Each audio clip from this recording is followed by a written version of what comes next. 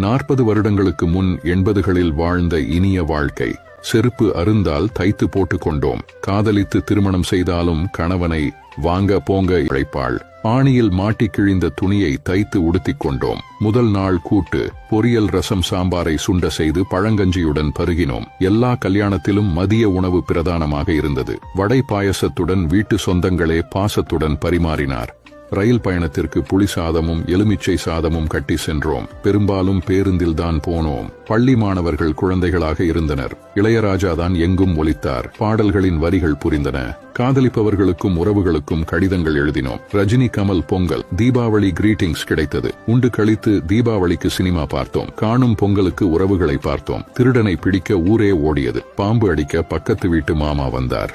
பக்கத்து வீட்டு பெரியவர்களுக்கு பயந்தோம். கல்யாணத்திற்கு உறவுகள் 2 நாள் முன்னரே வந்தனர். மானேஜராக பணிபுரிந்தாலும் தந்தை சைக்கிளில் தான் பவனி வந்தார். வெள்ளி அன்று ஒளியும் பார்க்க ஆவலோடு காத்து கிடந்தோம். பழைய புத்தகங்களை பாதி விலைக்கு வாங்கி பாடம் படித்தோம். கைத்து கட்டிலை பெரியவர்களுக்கு கொடுத்துவிட்டு பாயில் படுத்து உறங்கினோம். எல்லாவற்றையும் விட காலை பொழுதுகள் ரம்யமாக இருந்தது.